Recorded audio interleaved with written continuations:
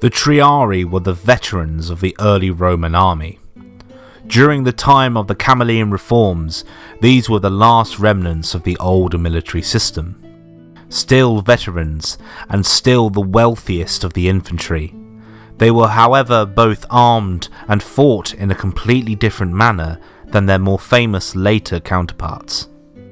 After the devastating Battle of Alia, the renowned general Camilus rose to power as the Dictator of Rome.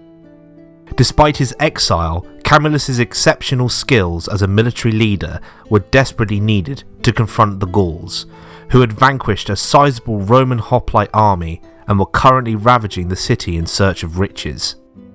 Camilus quickly mobilized the remaining Roman forces and ambushed the Gauls just outside of the city, annihilating them. However, Rome's reputation as the dominant power in the region was in peril. The defeat at the hands of the uncivilized Gauls had tarnished Rome's image, causing discontent among cities under its control and sparking thoughts of rebellion.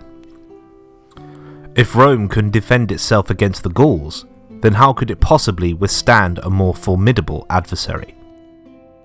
This dilemma weighed heavily on everyone's mind, including Camilus's.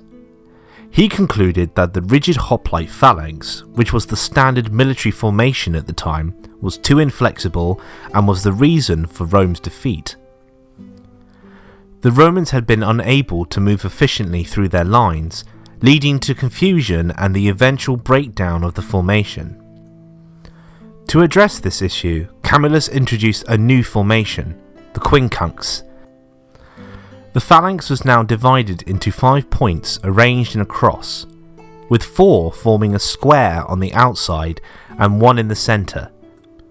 This formation gave the soldiers greater flexibility to move around while still presenting a solid line against the enemy.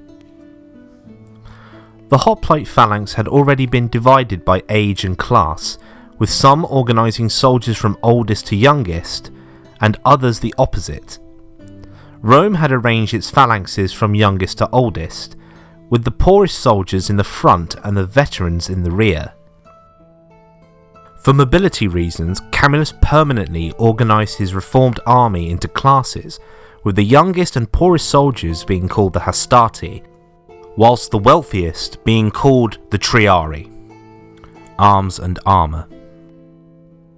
The Camillian Triarii looked way more different than their more famous later counterparts.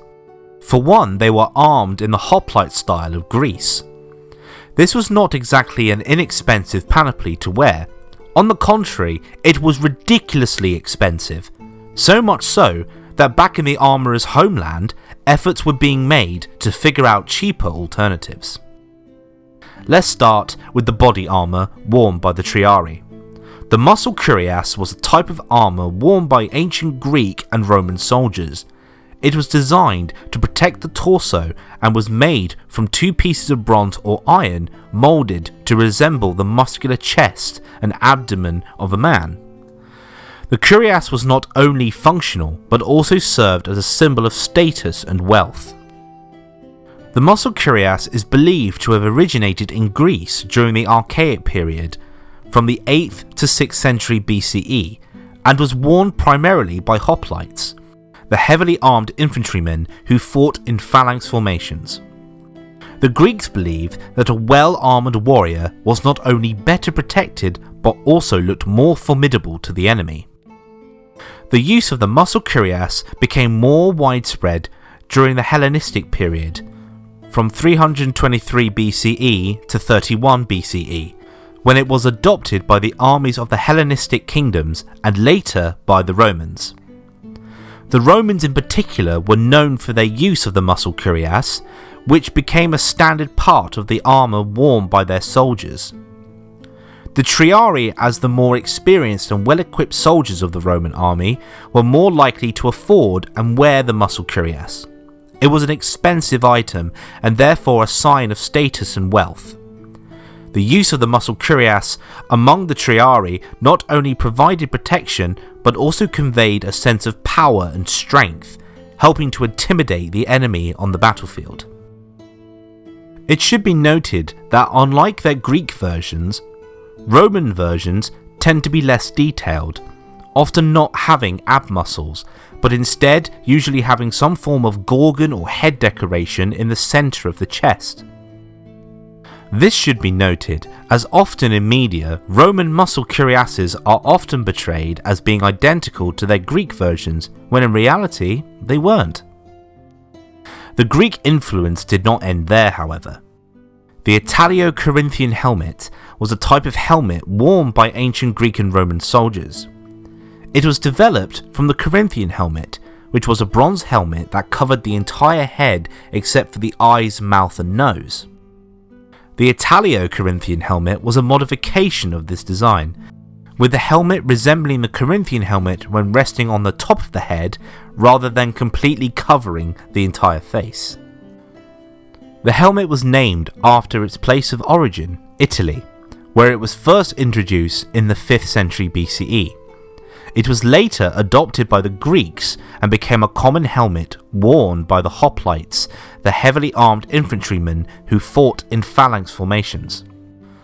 The Italio-Corinthian helmet was also used by the Roman army, particularly by the Triarii. The Triarii used the Italio-Corinthian helmet for several reasons. Firstly, it provided excellent protection for the head and neck, which were vulnerable areas in combat. The helmet's visor offered additional protection for the face and neck, which was especially important in hand-to-hand combat. Secondly, the helmet was designed to be lightweight and comfortable, which allowed the soldiers to wear it for extended periods without feeling weighed down or uncomfortable. This was crucial for the Triarii, who were expected to be in the thick of the fighting for extended periods. Finally, the helmet served as a symbol of status and prestige. It was an expensive item and required skilled craftsmanship to make, making it a sign of wealth and social standing. As the more experienced and well-equipped soldiers, the Triarii were more likely to afford and wear the Italio-Corinthian helmet, which helped to distinguish them from other soldiers on the battlefield. The Triarii also used Greek-style greaves. The greaves were shin guards made out of bronze or other metals and were worn to protect the lower leg during combat. The Triarii initially used greaves on both legs, but over time they gradually began to wear them only on one leg. There are a few theories as to why this change occurred. Some historians believe that it was due to the expense of the armour, as wearing two greaves would have required more metal and therefore would have been more costly to produce.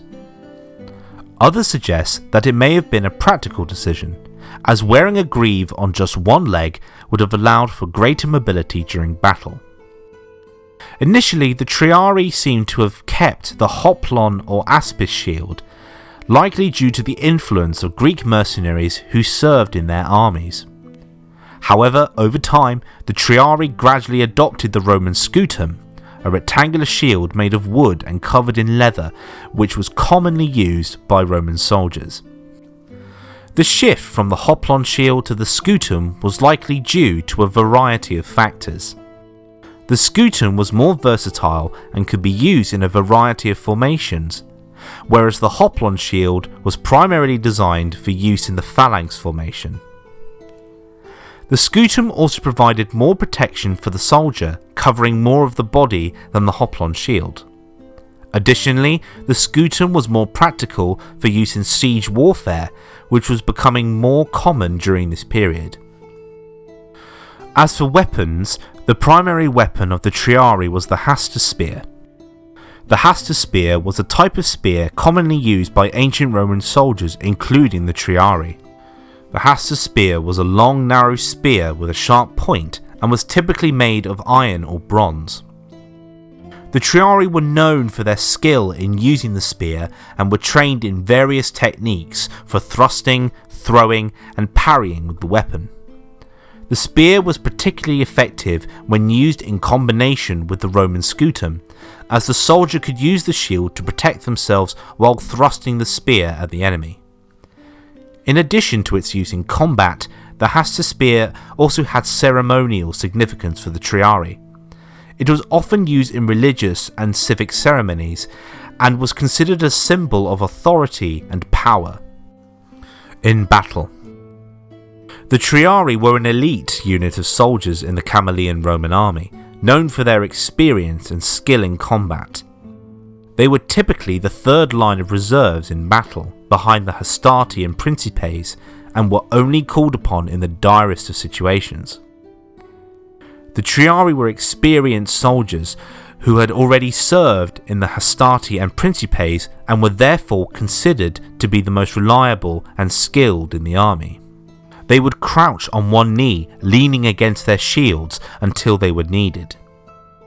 When called into battle, the Triarii would form a phalanx formation, standing shoulder to shoulder with their large spears overlapping.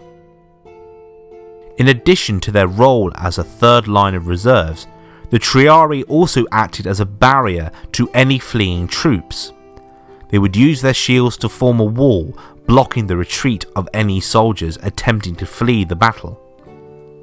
This tactic was used to prevent panic from spreading throughout the army and to convince any fleeing troops to turn back towards the fight. The Triarii played a crucial role in the Roman army, providing a reliable and skilled reserve force that could be called upon in the direst of situations. Their experience and skill in combat made them feared by their enemies, and their willingness to stand and fight even in the face of overwhelming odds inspired their fellow soldiers to do the same.